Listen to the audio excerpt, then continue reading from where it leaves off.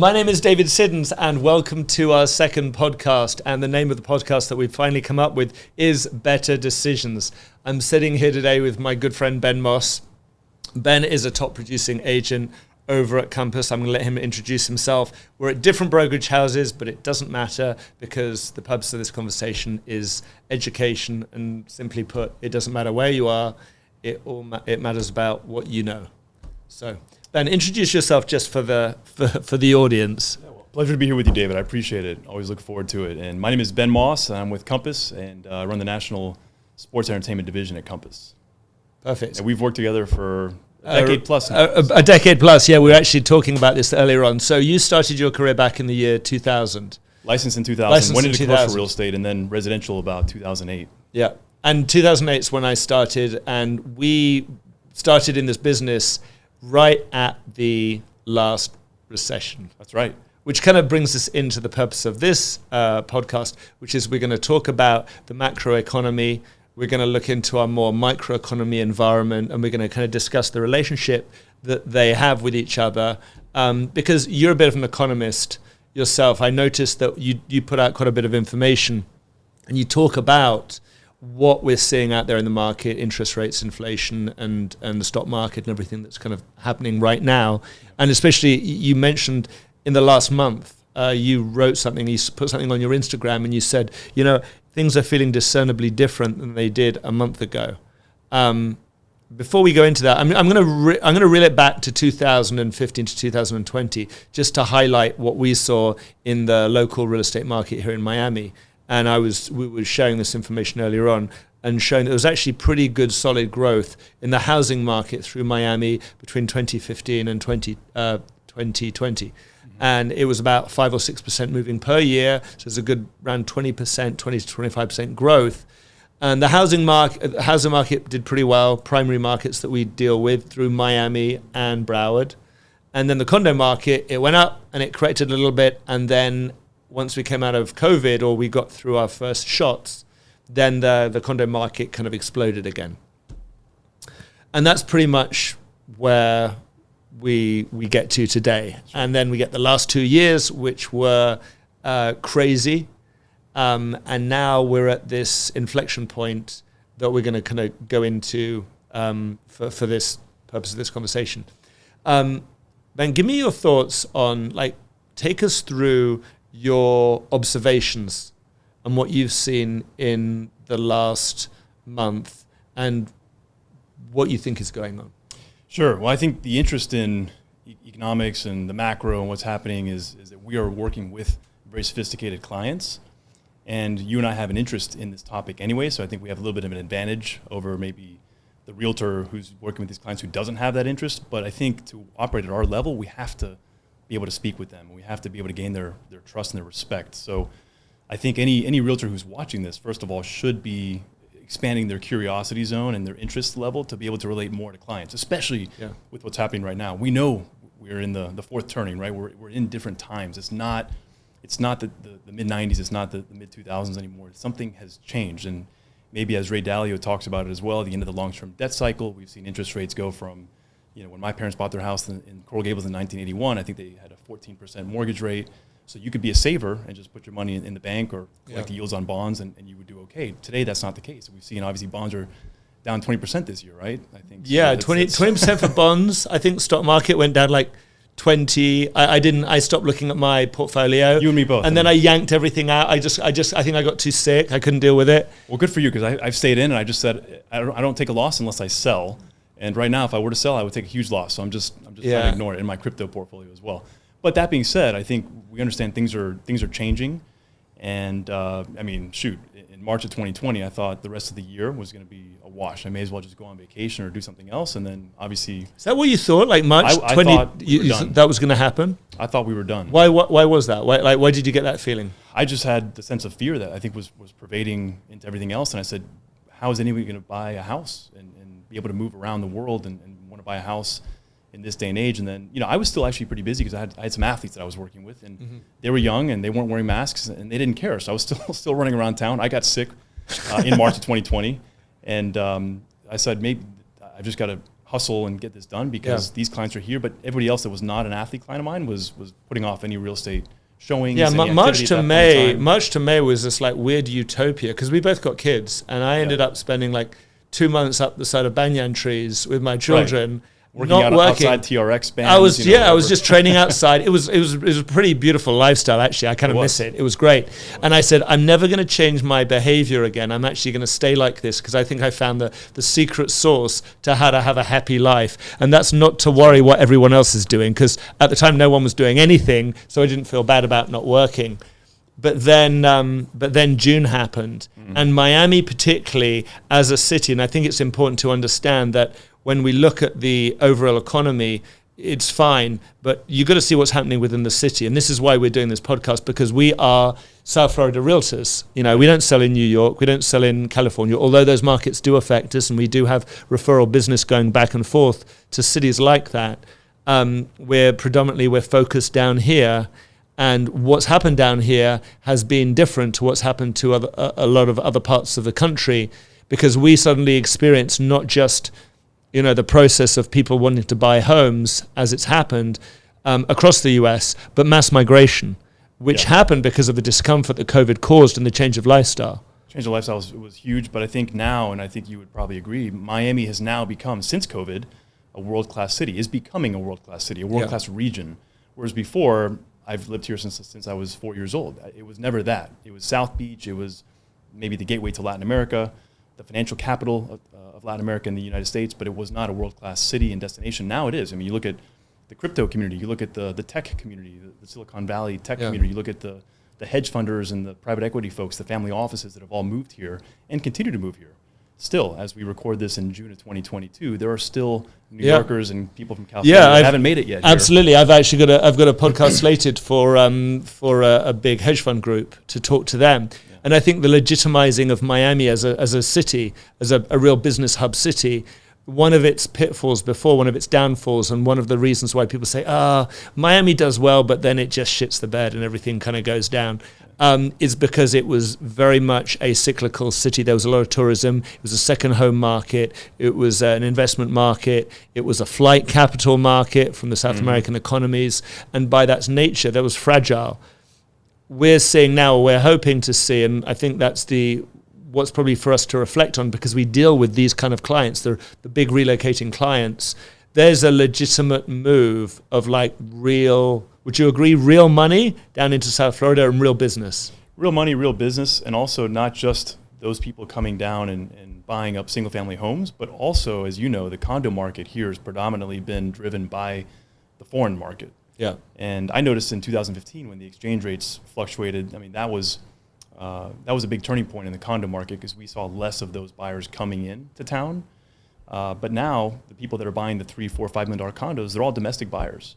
And part of that's driven by the lack of inventory from single-family homes, but we really haven't seen, at least I haven't seen to a strong level, the international market come back into South Florida. My thesis is when that happens, and things are only getting worse throughout South America, populist leaders everywhere, look at what's happening in Colombia with the elections, it's either this populist or this populist. I mean, it's going to happen, right? So if there's still money left in South America, and I think there is, Mexico and those kind of places, they're still wanting to come here. And as things continue to open up, I think they will. So that'll be another. Yeah, that's an interesting point. That kind of bulletproofs us a little bit more against some of the economic negatives that we're kind of experiencing. And again, I don't think it's as easy as there's multiple forces at play here. I think it's important to understand that it's not just like one force at play at one moment in time. There's 5 or 6, and it's all happening in the many different reasons.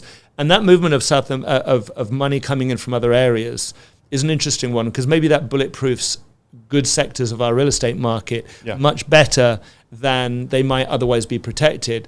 I actually, if you go online and look, earlier this year I did an interview with a friend of mine called Jimmy Lee, and he handles a lot of offshore investments coming in from South American economies.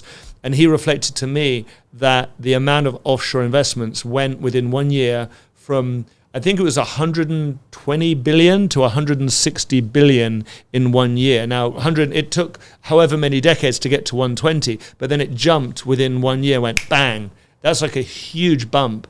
And his observations was that that is a precursory sign to a large amount of South American money to come back in.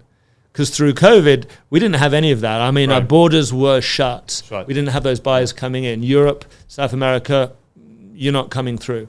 Now, obviously, that's kind of changed. With what you're seeing this every day. I think it's important that this conversation also is grounded in the fact of what we're seeing with our clients day in, day out. The first thing I'm going to raise is the interest rates were hiked in the last 30 days. And let's go to present. Let's jump straight into where we are right now, June 2022, covering through what happened in May last month. Interest rates jumped. They went up half a base point, and then obviously there's concerns over more increasing levels of interest rate rise. Mm-hmm. We went from 3.5, and now we're like just under 5. What did you see when that happened? I mean, you've seen some psychological and behavioral change in the last 30 days? Yeah, and I think to what you raised earlier, David, there are so many things happening. We can't look at any one thing in isolation, but I think as it relates to mortgage rates specifically, because obviously there usually is a correlation between higher interest rates and mortgage rates, but not always. So we should point that out. But generally, I think the rule of thumb is a 1% rise in the mortgage rates, let's say, would be a 10% reduction in purchasing power, or i.e. purchase price. Yeah. If everybody is financing, which in South Florida, half the people are not financing, as we know. But I think, that takes its toll, along with what's happening.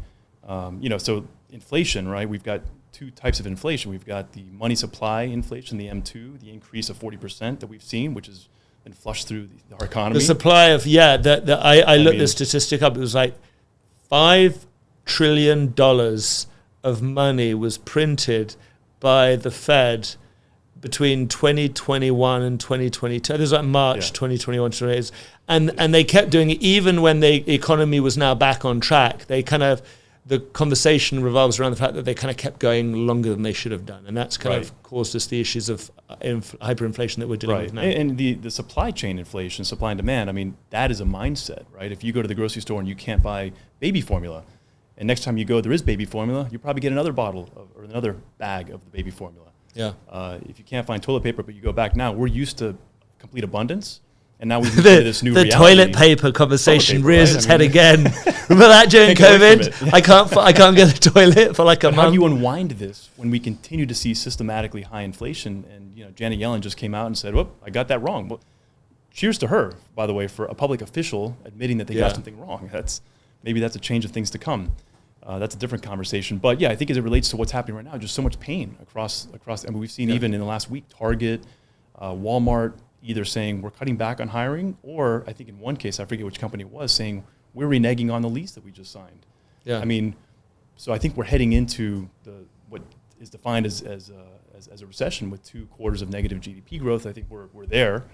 In the next month or two, I think that'll be confirmed. So I think there's pain across the board. And so when mortgage rates rise almost 2%, in the span of less than 6 months, I locked in, refinanced a couple properties and locked in just over 3% mortgage. And I feel very glad I did, 30-year fixed rate debt, because now it's totally different ballgame. So prices have to come down to a certain extent. But I do think that we are insulated in South Florida. We are such a unique place in the country. We have people coming here domestically, and we have international demand, which, as we just talked about, hasn't really come back yet. And I think that is a nice buffer for us, or to make us a little bit more bulletproof. But I think I'm curious to see what you're seeing, because what I'm seeing is the under $3.5–4 million market is greatly affected by what's happening right now. And I'm seeing people retrade deals that they have under contract and coming back and saying, a buyer, look, it's not the inspection, nothing's wrong with the property. I just think the market's going down, and so I am blatantly going to retrade the deal. I'd never seen that before, so I don't know if you've seen that yet. What I've seen is I've started to see some reductions. I've seen more product come into the market and less product go out. So we have a measuring stick of absorption rate, which is based off what goes active with contracts and pending against what is newly listed that 30 days. So you take a 30-day period, and newly listed within the last 30 days, and pending and active with contracts in the last 30 days, and that kind of levels your status quo. So if it stays level, it's 1-to-1, you're good. It's going to be months of inventory from last month to this month, and next month is going to be the same. What I saw is that 1-to-1 ratio is no longer 1-to-1. Now it's 1-to-2, 2-to-3, 1-to-3. And that was actually brought to my attention by another agent on the beach. And I think that's actually one of the key things about having these kinds of conversations, top agents talking to each other and being honest and telling each other, you know what, I'm not having I didn't have the best week. I didn't have the best month, rather than like every agent feels like they have to stand up and say, yeah, I'm crushing it. And I did 20 million this week or 30 million and everything's great and amazing. And no one cares. No one really cares how much you do. And I think what's more important is that you're honest with where the market is and you reflect on the state of buyers. To your question about the under 3.5, yes, I think that those people do chase mortgages. They do need mortgages. Their bottom line of what they're going to be paying per month is clearly affected with the raised interest rates. I think once you go above that in that 3 to 6 market, we've had such a crazy run and such a limited amount of inventory that, we would have open houses and you would have 20, it looked like a block party was going on every time you were at an open house. And because the supply got down to like a month or a month and a half of inventory, there's just not enough. People are still trying to move here. Families are still moving down here. Businesses are still moving here. So there's a need. But I have found that across the board, the willingness to just pay 10% over asking, 5% over asking, or a price that might be 50% what they bought the house for last year. And we've seen a bunch of this. We've seen people try to retrade 50% on what they paid less than 12 months ago. And I know the market went up like 25, 30%, which is a staggering amount. But some people are just, they're just taking the piss. Yeah. Well, there are 2 examples of homes that I sold in Pinecrest this year that 12 months and 14 months ago, so these sold in Q1, so different time. Yep. 51% and 54% increase in the price in 1 year. Yeah. In 12 and 14 months, and they did nothing to the property. So. Yep. And that gets to the other point about inflation. Is inflation really 8%? We know in the housing market it's not 8%. No. We know it's not 8% anyway, yeah. Right? If you look at gas prices, we can tell. We go to California, luckily I think we both drive electric cars, so we're a little bit less affected by that. But thank you, Porsche Taycan. And Tesla. I wish I'd bought Tesla stock. Shame on me. Never did. But I think there are just so many pain points. And even the people that are paying cash, they're still many times going out and getting a mortgage, most of the time, still post-closing. So they are. Sellers have spoken to me and said, well, Ben, why do mortgage rates matter? And that's why, because we're all cash buyers, but we're still going out and getting mortgages on the back end. The first podcast that we did, which was a couple of days ago with a friend of mine called Drew, he was reflecting on the fact that the contracts are cash, but the deals are still being financed because money's so cheap. It was so cheap that they're kind of like, well, I'm a fool not to take advantage of 3% interest. And that allowed them psychologically to say, you know what, maybe I do spend a little bit more on this house. I do go a little above the asking price of where I should be going. That should be sensible because, my end result, my bottom line, when I look at my figures, my monthly payments, I'm feeling okay. I'm robbing from Peter to pay Paul, but I'm okay with that. I think that now we're starting to see a little bit of that wariness of people going to that length and being aware. And you had a house that went from 51 and 54. I had one in 2021. I traded for 80% above original purchase price from 1 year before, which was a huge jump. Yeah. And I think that people become a little bit more aware, also psychologically, because of what goes on out there in the press. Sure. And big part of it. We are now in, I think it was Monday, Ray Dalio came out with a comment, a hurricane is coming, and not a physical hurricane. He was talking about he was saying an economic hurricane is coming. Oh, was it Jamie Dimon? Jamie Dimon, sorry, you're right. It was Jamie Dimon, not Ray Dalio. He came out with that. Heard about that. And everybody circulated that. And whether it's true through the economy as a whole, I think that you can respect that psychology does affect local behavior. If you read something in the press, if you read that, you're probably, let's say you're a buyer tomorrow and you're going out to buy a $10 million house and it's Tuesday morning and you read that article and then you're making an offer at Tuesday lunchtime for a home. It might play into your mindset a little bit. It's going to get into your headspace. Sure, absolutely. Jamie Dimon is also the guy, I'm a big crypto fan, and he's also the guy that was, poo-pooing Bitcoin while he was acquiring Bitcoin back in 2019 and 2020. So I think it's just one man's opinion, but I do agree with him. Yeah. I do think, look, you and I read a lot. We listen to a lot of podcasts, and I think that we haven't seen the worst yet. I think there is a further drawdown to happen. I think the midterm election cycle is going to play into some of that, where maybe the monetary tightening, they at least stop it. I'm not saying that they're going to start going the other direction again and start printing the money, but I do think we have some rougher times ahead. The economic hurricane that he referenced, before it gets better. I think it will get better, and then it's going to get worse again. Now I'm talking over the next 2 to 3 years. Yeah. So I do think that to bring in Ray Dalio into the conversation, diversification is the key. And I think so many people now are looking at real estate as a diversification tool in their investment portfolio. Beautiful segue, Whereas you and I bought 5 properties last year. Why? And I also bought Bitcoin. I bought Bitcoin at a higher price than I would have liked. I bought more recently, but the way I figured it out is the fiat system, as we see it, is changing. Are we going to be the reserve currency of the world forever and ever? No. I think Europe has to tilt to the east. What are they going to do? Go dark? I mean, they buy $150 billion of Russian oil every year. And we've seen the China-Russia alliance. We've seen Saudi Arabia not even give it the time of day.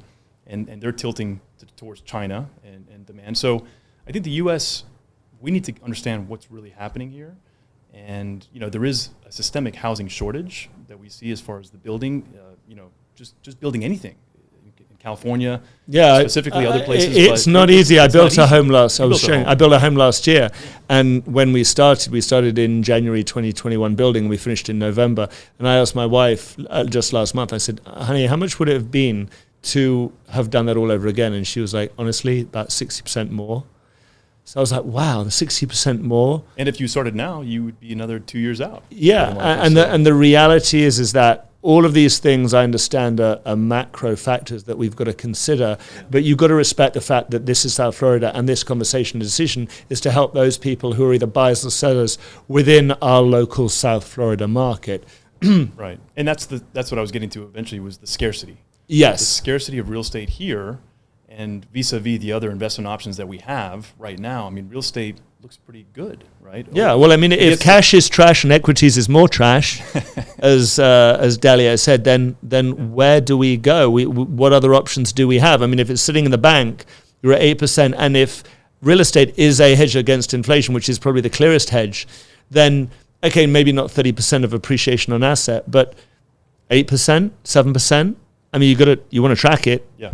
And I did the same. I bought a couple more properties. And our particular South Florida market, let's get into our South Florida market, like specifically the sectors and the areas that we're dealing with, because we both deal with the luxury end of the sector of the market. And of course, we've got the low end, we've got that middle end, which is that 3 to 6, or even 5 to 10 now, it feels. It's crazy to say the middle end is 3 to 6. I know, right? It's so obnoxious. It sounds so weird. $1,000 a square foot. I used to get a $1.5 million deal, $2 million deal. I'm like, wow, that's amazing. Right. Now we're kind of turning to clients and saying, well, maybe I can get you some land. Yeah. Or I can get you a tear down. Yeah, trying to find land for $2 million in Coconut Grove. Good luck. I mean, yeah, that sounds so absurd, doesn't it? I mean, I remember the day when it was like $65 a square foot for a piece of land. Yeah. And then it was like 80 and 85. I was like, wow, and then it went to like 150. Over 100, yeah. Yeah, it's just truly bonkers. But we're not geographically a big city. I mean, we look at Chicago and we look at LA and we look at New York and we kind of realize these big land masses and say, well, all these people coming from these different areas. But when you look at the Florida coastline, and I say this to clients, drive from Pinecrest through the Gables, through into the Grove, and how long does it take you? Like, what, half an hour? It's not a big area. Yeah, or you just go from I just came from Surfside. That'll take you an hour. I came from Surfside just now for this meeting and for this show, and it took me, about 50 minutes. That was actually pretty good, but that's pretty much feels like I went down through, Miami-Dade. Yeah. Other cities. I mean, you've been to LA. You go from like Marina Del Rey and get across to like West Hollywood or into Beverly Hills. I mean, it's just a much further trip. It's a morning. Yeah, it's a morning. Yeah. And I think, the scarcity of what's happening here, you don't have any more land upon which to build unless they go into the water. What is it? The UBD. The boundary in the Everglades, yeah. And if anything, I mean, as we get into the conversation of, water levels and people being on the water, if anything, conversations are more contraction than expansion for land. I mean, we've got the US one, we've got main arterial routes that kind of landlocked sections. And so it's important to know. And then you factor that in to the reality of the new construction available and the new homes being built and the cost that they're being built at 60% above what they were a year ago. And the availability of land, the scarcity of land, and just the pure cost of land. You can understand why this is a limited asset and supply is limited and will remain limited, which buffers the cost of real estate from dropping beyond a point, maybe stabilizing and normalizing, but not crashing out. Yeah. That's not an option. No, I don't think so. And so I do a lot in Southwest Broward. So I just put under contract $10.6 million house, new construction. This is over $1,000 a square foot, where land costs typically $5 a square foot. This is not Pinecrest or Coconut Grove. $5 a square foot for land? Wow. Well, it was a couple of years ago. I mean, so all of a sudden now you've seen a market that was stagnant from the Great Recession up until maybe a year and a half ago. You still had some foreclosures and things that were kind of winding through the system. There was 10 years of stagnation in Southwest Broward. Now, you go into Southwest Ranches, Davie, you're seeing $9 million spec homes going up. I mean, it's unbelievable. Whereas before, $3 million was a huge number in that market. And why is that happening? Well, because South Florida, I mean, everything's over $1,000 a square foot here. If it's easy. Construction. I mean, we got Ponce Davis. We had a trade at, I think it was at $1,800 a square foot, dry lot. Dry, not even on the water. And the waterfront is hitting like $3,500, $4,000 a square foot. Right. So where are people going? They're going into Broward County. They're going into even sometimes Palm Beach County, some of the areas where they can. Where can Lennar still build? Somewhere way out in West Kendall by the Executive Airport maybe, or they're going into Broward County, Davie, some of those areas. So I think as a buyer coming in South Florida and as a broker coming, that's already in South Florida, getting to know some of these other areas is really an opportune thing to do. Because so does that maybe protect and act as a counterbalance to some of what we consider our lower level product, that like $1 million stuff or 1.5 and under? Yes, people are a little bit more cautious about interest rates and raising interest rates and what they can afford. But because of the amount of mass migration that exists, and it's not just the guy who's the head of the company, but you've got all that support staff and all that other level staff coming in, they have to live somewhere. They have to live somewhere, and I think with people being more flexible, maybe they're going to the office 2 or 3 days a week, maybe not every day of the week. And so they can now live in Weston. And by the way, in Weston, you can ride your bike safely down the street. In Miami, I don't ride my bike on the street in Miami, but in Weston, I would feel comfortable doing that, right? So lifestyle, I think that's not to be diminished. Everybody that we're selling homes to here loves South Florida. They love the lifestyle. Having 3 kids in Manhattan, I've got 2. I've got 2. And that's one of the big things, like for family migration. Yeah. And we observe with our own families, like what's really important to us and understanding, of course, you've got safety, you've got schools, you've got just the ability to move around, freedom, just the whole concept of freedom is something that we kind of take for granted down here in South Florida, that a lot of the people who are migrating from other cities and states have said to us, I don't have that sense of freedom. Sure. I don't have that sense of safety either. Yeah. Many people from California said, our kids are wearing masks every day, forced vaccination of the kids, whatever the case is. I mean, this is not an argument for or against any of those things. It's just what we're hearing and why people are ending up in South Florida. Social pressures that create untenable situations that make people want to move down. And maybe the question also should be begged that, if the economy does get into more difficult times, if people were feeling uncomfortable in other cities because of social pressures and because of crime and other things, isn't that going to build if you go into recession? Doesn't that make things more tenuous in certain environments and even more reason to value your freedom and ability to move around and feel safe? So there's a lot of that going on. And the nice thing to have this conversation with you, Ben, is honestly the fact that we don't just sell one little neighborhood. We're selling big areas. And so within all the markets, you've got some upward pressures and downward pressures and some influences that are occurring that will help us understand specific values. Because it really comes down to, like, clients aren't buying the index, are they? They're buying like one house. Mm-hmm. So you've got to look at the values of those homes and understand where the real value is of that, respective to where the market's going in the long run, and having a longer term view of things. Understanding the supply of that product within that neighborhood, how unique that product is and how desirable that product is within the neighborhood, and understanding who's buying and why they're buying, and if those buying behaviors can change. Because buying behaviors within primary markets that we deal with are one thing. Behaviors within secondary markets and the beach market and condo market can be quite different. I mean, the measuring stick that I've contemplated is a stick where you're going to measure your investment according to performance and also according to what else you could do with your money if you don't buy that particular product. So I know that there are individuals who will sit there and there's still feels like a lot of cash. Do you feel like there's a lot of cash in the system still? Yeah, I think there is, but I think what we're seeing is there's more of a need for liquidity now. I think there's, you're seeing the margin calls and you're seeing the credit card debt increase in this country. I'm not necessarily at the luxury levels, but just overall. Mm-hmm. And so I think we're moving into this new reality. And of course, what inflation has done is take the wealth from the people who don't own assets and has given it to people like us that are buying more homes and buying more assets. And so the divide is continuing to go stronger, and that's a real problem in South Florida. Yeah, certainly, because we cannot operate as a thriving community here that is based on service and tourism if people can't have a place to live. So our leaders have to get this right here, and we have to figure that out. So the wealth gap is across the US is big, and it's got a lot bigger. In the last couple of years, you've seen it, and then again, that's maybe one of the reasons why we see a lot more social pressures and a lot more friction that goes on within other cities to cause people to migrate to South Florida. But you mentioned the liquidity and the need for liquidity. And one of the questions is also that those people who are holding, we've seen it before in South Florida with the condo market, people going out and holding condos as investments, renting them out.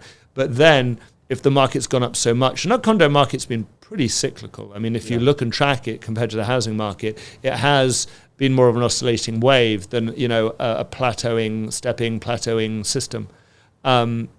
When it comes to the condo market, I'm maybe seeing now some owners who have bought properties at a very good price, made a lot of money in a short space of time, bought a condo for $4 million and now it's worth $7 million, to then look at this and say, you know what, maybe if I step out of this, there might be another opportunity coming my way because liquidity is king. And if the market does take a big whack, and we take a big correction, do I want to be ready to step in and buy stocks 30 cents on the dollar?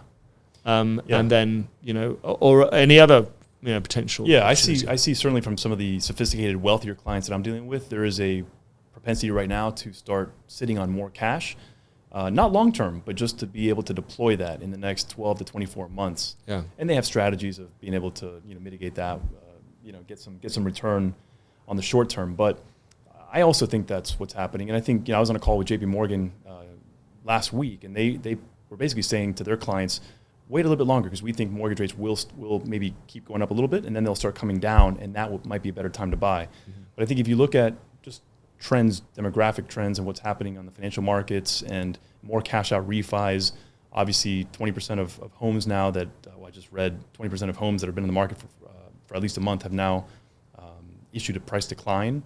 So you start looking at these things and saying there may be a better time to buy.